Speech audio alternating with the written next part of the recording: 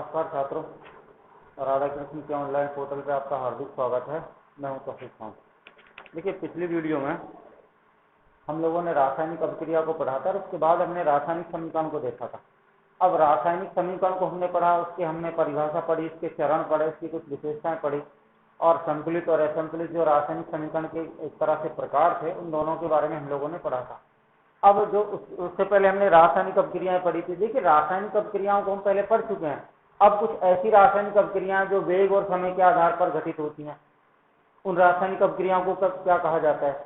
उसके बाद फिर जो उत्क्रमणीय और अनुत्क्रमणीय अभिक्रियाएं हैं, उन अभिक्रियाओं को हम लोग, तो ये सारी चीजें हम लोग पढ़ेंगे।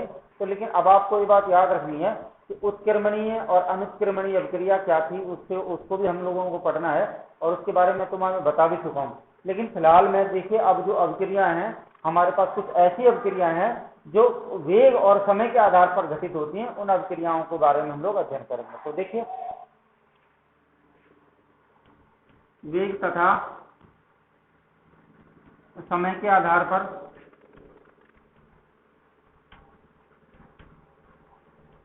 रासायनिक अभिक्रिया।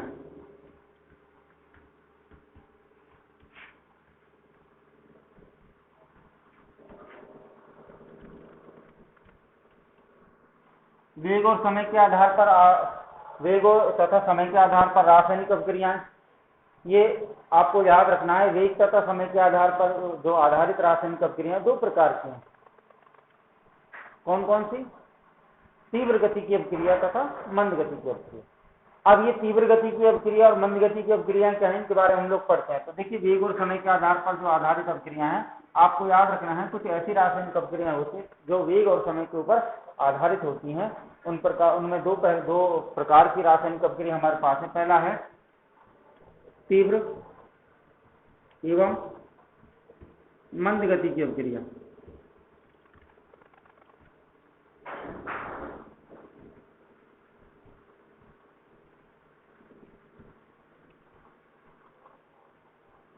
तीव्र और मंद गति की अभिक्रिया। और पहले हम लोग तीव्र गति के बारे में पढ़ते हैं। तीव्र गति क्या है?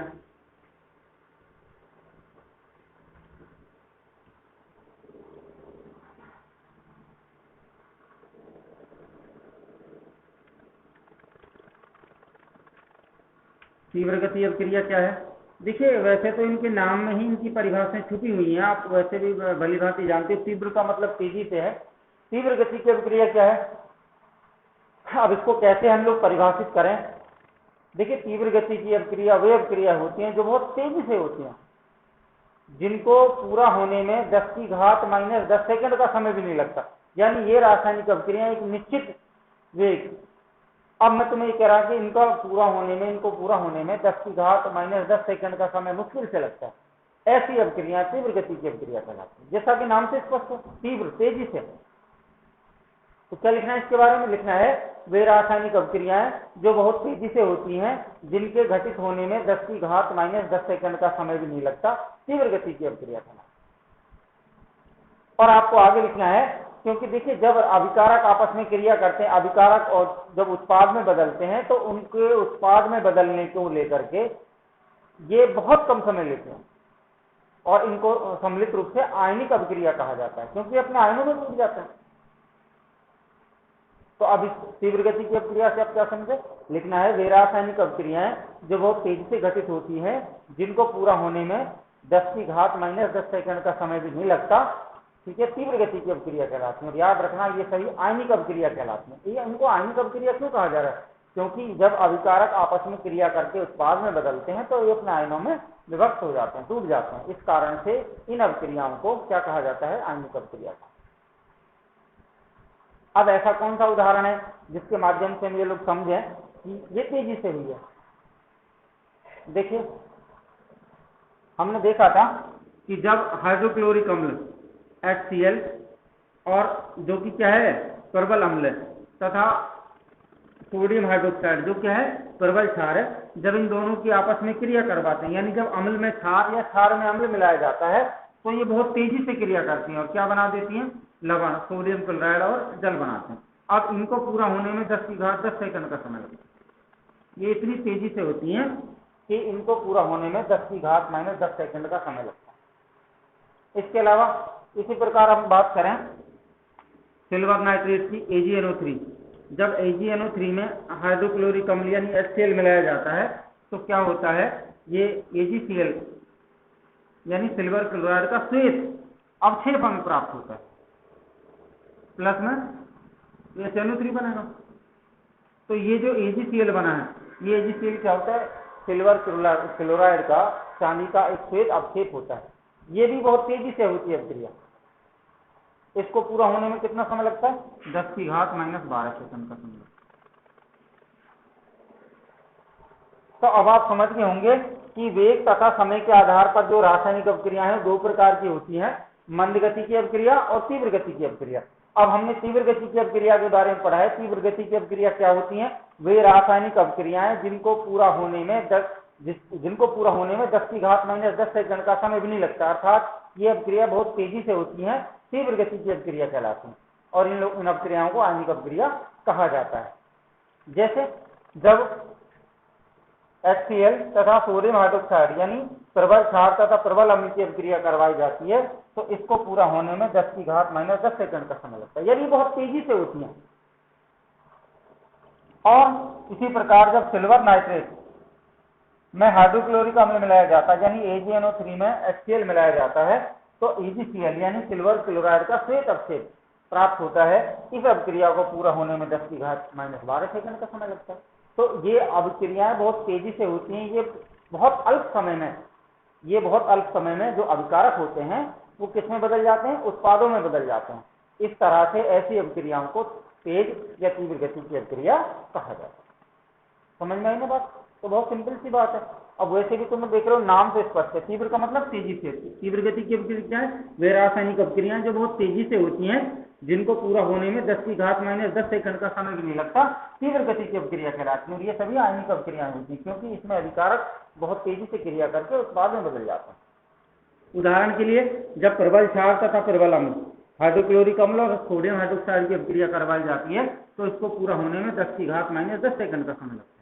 इसके अलावा दूसरा उदाहरण क्या है, जब सिल्वर नाइट्रेट यानी AgNO3 के विलयन में HCl यानी हाइड्रोक्लोरिक अम्ल मिलाया जाता है तो AgCl यानी चांदी का श्वेत अवक्षेप प्राप्त होता है, सिल्वर क्लोराइड का श्वेत अवक्षेप प्राप्त होता है। इस अभिक्रिया को पूरा होने में 10 की घात -12 सेकंड का समय लगता है, जो कि समय की बहुत छोटी इकाई है, यानी बहुत तेजी से अभिक्रियाएं होती हैं। इनको पूरा होने में बहुत कम समय लगता है, अल्प समय में ये अभिक्रियाएं संपन्न हो जाती हैं, घटित हो जाती हैं। और अब याद रखना है कि इन अभिक्रियाओं में जो अभिकारक होते हैं वो बहुत जल्दी उत्पाद में बदल जाते हैं। उदाहरण हमारे पास है, तो अब आप समझ गए होंगे तीव्र गति की अभिक्रिया क्या है। अगला है मंद गति की अभिक्रिया।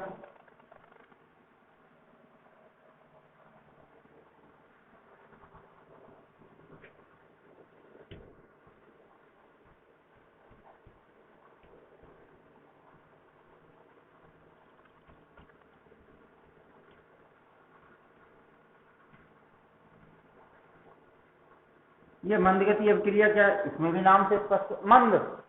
मंद का मतलब बहुत धीरे, बहुत स्लो। ये अभिक्रियाएं बहुत मंद और बहुत स्लो, बहुत घटित होने में, यानी इसमें अभिकारक जो हैं वो उत्पाद में बदलने में बहुत लंबा समय ले लेते हैं। तो क्या लिखना है इसके बारे में, वे रासायनिक अभिक्रियाएं जिनको पूरा होने में मिनट, घंटे, दिन, एक दिन, एक सप्ताह, महीना तथा वर्षों का समय लग जाता है, क्या कहलाती हैं, मंद गति की अभिक्रिया कहलाती है। अब इसके हम लोग उदाहरण पढ़ेंगे, लेकिन अब आपको नाम से स्पष्ट है कि मंद गति ये बहुत स्लो अभिक्रिया है, यानी इस प्रकार की अभिक्रिया में जो अभिकारक होते हैं वो उत्पाद में बदलने में बहुत लंबा समय ले लेते हैं। तो इसके बारे में क्या लिखना है, वे रासायनिक अभिक्रियाएं जिनको पूरा होने में क्या लिखना है, घंटे, वे रासायनिक अभिक्रियाएं जिनको पूरा होने में घंटे, मिनट लिख सकते हो, मिनट, घंटे, एक दिन, एक सप्ताह, एक महीना तथा वर्षों का समय लग जाता है, मंद गति की अभिक्रिया कहलाती है। जैसे लोहे पर जंग लगना। अब देखिए लोहे पर जंग एक दिन में नहीं लगता। तुमने उदाहरण में अपने दैनिक जीवन के क्रियाकलापों में आपने देखा है कि जब कोई साइकिल की रिमों पर आपने जंग को लगते देखा होगा, लोहे के गेटों पर आपने जंग को लगते देखा होगा, ये एक दिन में लग जाते हैं क्या?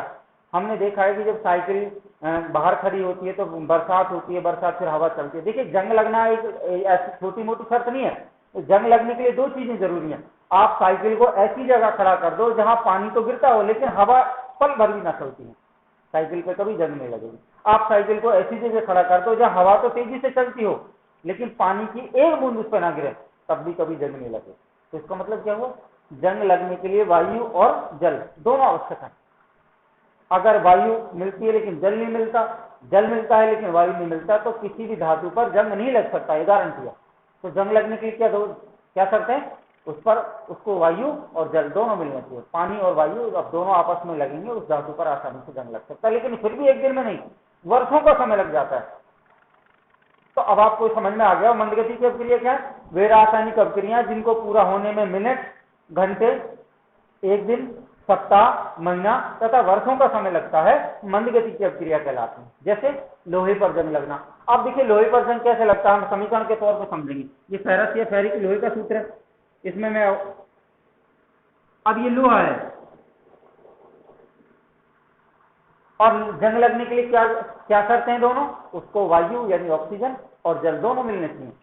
अगर वायु मिलती है जल नहीं मिलता तब भी जंग नहीं लगेगा, और जल मिलता हो वायु नहीं मिलती हो तब भी जंग नहीं लगेगा। तो क्या है, लोहे पर या कोई भी धातु जो हो जिस पर जंग लगता है, जंग लगने के लिए क्या क्या जरूरी है, वायु और जल। तो अब इस लोहा ऐसा है, इस पर ऑक्सीजन और जल ये दोनों मिलेंगे तब जाके जंग लगेगा। अब इसके अणुओं की संख्या देख लेते हैं। मैं इसके 4 अणु ले रहा हूँ, इसके मैं 3 ले रहा हूँ, इसके 6 ले रहा हूँ। तो अब तुम देख रहे हो O2 का मतलब तो वायु से, ऑक्सीजन से, H2O का मतलब जल से। जब ये दोनों मिलेंगे तब Fe यानी लोहे पर जंग लगेगा। क्या बनेगा, Fe2O3,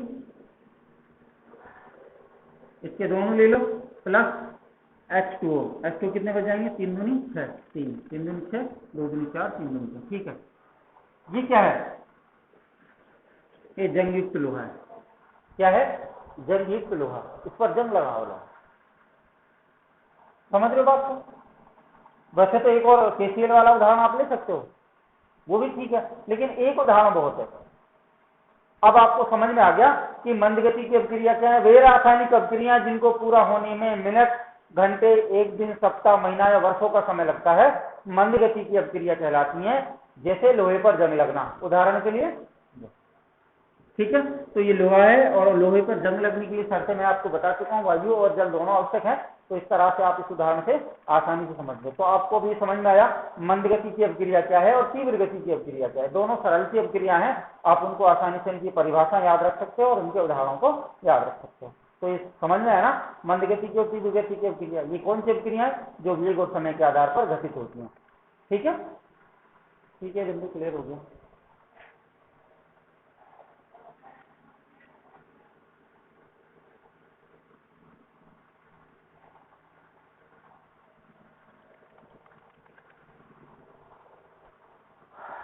अगला है उत्क्रमणीय तथा अनुत्क्रमणीय अभिक्रिया। अनुत्क्रमणीय तथा उत्क्रमणीय अभिक्रिया।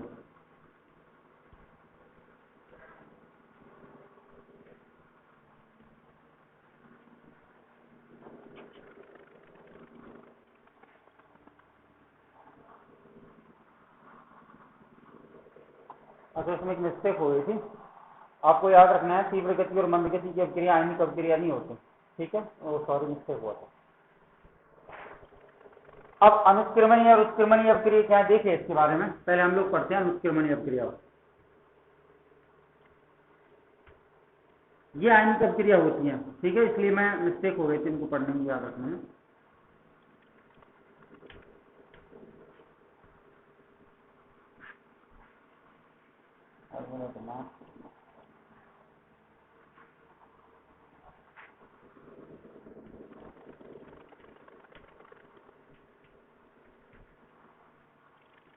अनुत्क्रमणीय अभिक्रिया क्या है, अनुत्क्रमणीय। देखिए आपने एक शब्द पढ़ा है भली भांति, उत्क्रमण, उत्क्रमण शब्द पढ़ा। उत्क्रमण का मतलब क्या होता है, अनुत्क्रमण। अनु, अनु का मतलब देखिए इसे, ये बोध का है, बोध दिशा को बोध कर रहा है। उत्क्रमण और अनुत्क्रमण ये बोध होता है, जिसका हिंदी में अर्थ होता है दिशा। अब दिशा से क्या मतलब है, इसको समझे नहीं, इसका मतलब क्या है। देखिए याद रखना है, अनुत्क्रमणीय अभिक्रिया वे रासायनिक अभिक्रियाएं या वे अभिक्रियाएं जो एक दिशा में चलकर ही समाप्त हो जाती हैं, जो अग्र दिशा में चलकर ही समाप्त हो जाती हैं, क्या कहलाती हैं, अनुत्क्रमणीय अभिक्रिया कहलाती है। हाँ, इनको आयनिक अभिक्रिया कहा जाता है, क्योंकि जब ये अभिक्रियाएं घटित होती हैं तो जो अभिकारक होते हैं ये उत्पाद में बदलते हैं, तो ये अपने आयनों में विभक्त हो जाते हैं। इन अभिक्रियाओं को आयनिक अभिक्रिया कहते हैं। लेकिन ये आयनिक वायनिक ना उसमें मत लगाना, ना इसमें लगाना, कोई जरूरत नहीं आयनिक शब्द को लिखने की। आपको तो केवल इतना याद रखना है उस अनुत्क्रमणीय अभिक्रिया क्या है। देखिए, उत्क्रमण शब्द और अनुत्क्रमण शब्द इन दोनों का मतलब क्या मैं आपसे बता रहा था, ये बोध को, ये दिशा को बोध करती है, दिशा को बतलाती हैं। और आपको याद रखना है वे अभिक्रियाएं अनुत्क्रमणीय अभिक्रिया कहलाती हैं जो एक दिशा में चलकर ही समाप्त हो जाती है। यानी इस प्रकार की अभिक्रिया में जब उत्पाद जब अभिकारक उत्पाद में बदलते हैं तो उत्पाद को उसी समय उसी टाइम पर उत्पाद से अभिकारक नहीं बनाया जा सकता।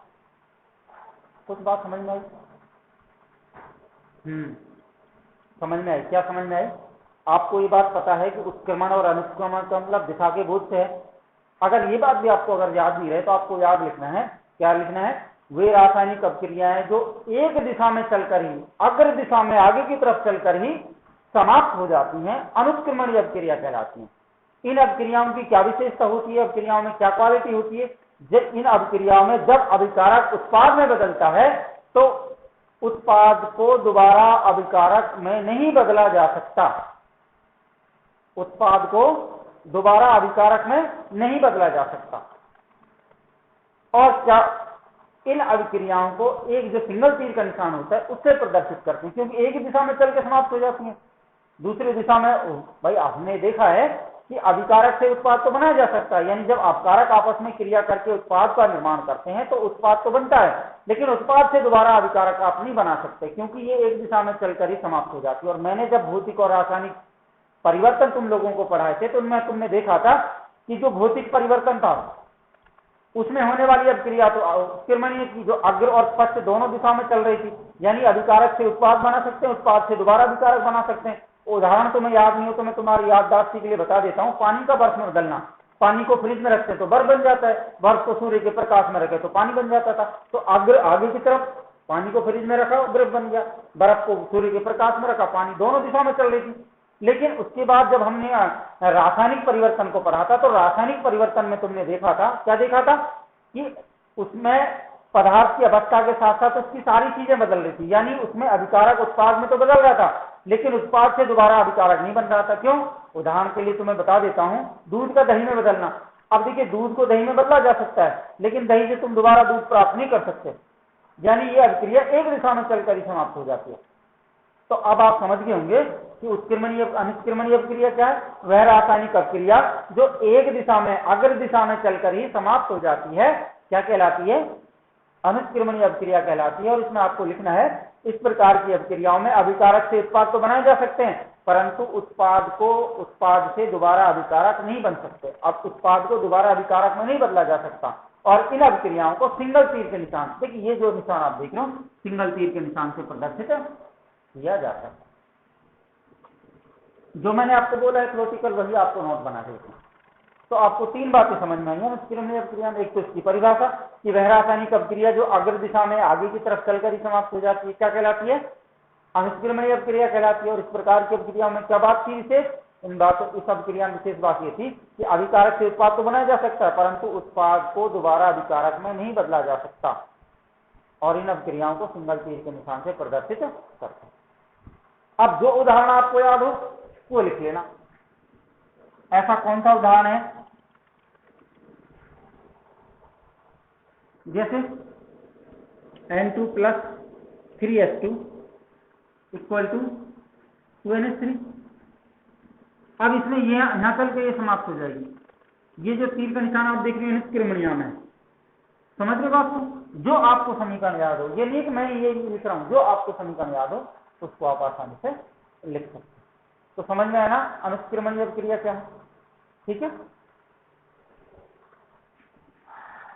अब उत्क्रमणीय शब्द को देखो,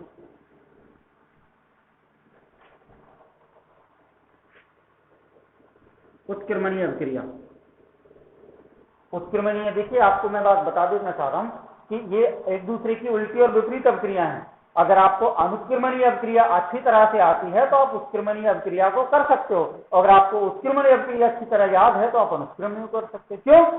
क्योंकि ये दोनों अभिक्रिया एक दूसरे की उल्टी और विपरीत अभिक्रिया हैं। अब इसकी क्या परिभाषा होगी उत्क्रमणीय अभिक्रिया?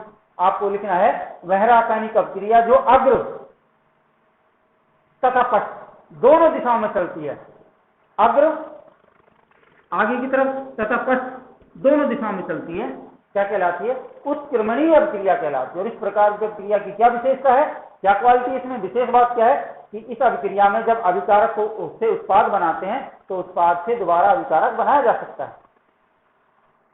जैसे पानी को बर्फ में बदल सकते हो, बर्फ को दोबारा पानी में बदल सकते हो। समझ रहे बात को? तो क्या लिखना है? वह रासायनिक अभिक्रिया जो अग्र तथा पश्च दोनों दिशाओं में चलती है क्या कहलाती है? उत्क्रमणीय अभिक्रिया कहलाती है। और उत्क्रमणीय अभिक्रिया की विशेष बात यह है कि इसमें जब अभिकारक से उत्पाद बनाए जाते हैं तो उत्पाद को दोबारा अभिकारक में बदला जा सकता है। और इस अभिक्रिया को डबल तीर के निशान इस तरह से प्रदर्शित करते हैं। जैसे कैल्शियम कार्बोनेट है, इसको जब आप गर्म करते हो तो ये कैल्शियम ऑक्साइड में कार्बन डाइऑक्साइड में टूट जाता है। लेकिन अगर मैं कार्बन डाइऑक्साइड को और कार्बन डाइऑक्साइड को कैल्शियम ऑक्साइड को दोबारा एक साथ किसी बंद पात्र में रखूं, दोबारा कैल्शियम कार्बोनेट बनाए, तो ये दोनों दिशाओं में चल रही है, क्या कहलाएगी? उत्क्रमणीय अभिक्रिया कहलाएगी। ठीक है, तो अब आपको ये दोनों बातें समझ में आ गई होंगी, उत्क्रमणीय अभिक्रिया क्या है और अनुत्क्रमणीय अभिक्रिया क्या है। अब हमने 4 परिभाषाएं पढ़ी वेग और समय के आधार पर। कौन सी है? मंद गति की और तीव्र गति की अभिक्रिया पढ़ी, इसके उदाहरण हम लोगों ने पढ़े हैं। इसके बाद हमने उत्क्रमणीय और अनुत्क्रमणीय अभिक्रिया को पढ़ा है। इन चारों की मैंने परिभाषाएं और आपको उदाहरण बताए हैं, आप उनको आसानी से याद रख सकते हो। ठीक है, मैं टाइम देख लेता हूँ कितना हो गया। 22। तो अब ये बातें स्पष्ट हुई आपको। अब इन बातों से जो हमने 4 प्रकार की अभिक्रिया, 2 तो हमने वेग समय के आधार पर पढ़ी हैं और 2 अभिक्रिया हमने किसके आधार पर पढ़ी हैं? उत्क्रमणीय और अनुत्क्रमणीय, यानी आयनन के आधार पर हमने अभिक्रिया पढ़ी है। तो आपने जो तीव्र गति की अभिक्रिया देखी वो क्या है, मंद गति की अभिक्रिया देखी वो क्या है, उत्क्रमणीय अभिक्रिया हमने पढ़ी वो क्या है, अनुत्क्रमणीय अभिक्रिया पढ़ी वो क्या है। तो चारों जो अभिक्रिया हमने पढ़ी हैं, इन चारों को आप अच्छी तरह समझ गए होंगे, अच्छी तरह से आपने समझ लिया होगा। इनकी परिभाषाएं क्या हैं, इनको किस तरह से याद रखना है। मैं बहुत शॉर्ट एंड शॉर्ट पढ़ा रहा हूँ, बहुत छोटा और सरल पढ़ा रहा हूँ। तो ये जो चीजें हैं इस तरह से जो मैंने आपको बोली हैं आपको उसी तरह से नोट्स बना के रखना। ठीक है, तो मेरे हिसाब से टाइम हो चुका है। तो अगली वीडियो में जो पाठ का सबसे महत्वपूर्ण बिंदु है ऑक्सीकरण अपक्षयन, वो हम पढ़ेंगे। क्योंकि अगर मैं ऑक्सीकरण अपक्षयन को पढ़ाता हूँ तो फिर टाइम ज़्यादा हो जाएगा, 30 मिनट से ज़्यादा हो नहीं सकते। तो ये पॉसिबल है कि आप इनको अच्छी तरह से याद कर लेना। कल की वीडियो में ऑक्सीकरण अपक्षयन पढ़ेंगे जो इस पाठ का सबसे महत्वपूर्ण बिंदु है। ऑक्सीकरण अपक्षयन 2 है, एक तो ऑक्सीकरण अपक्षयन ऑक्सीकारक और ऑक्साइड के आधार पर है, एक बिंदु इलेक्ट्रॉन संरचना के आधार पर है। तो दोनों को आपको अच्छे से समझना है। ये वीडियो यहीं तक होती है। That's all, okay bye.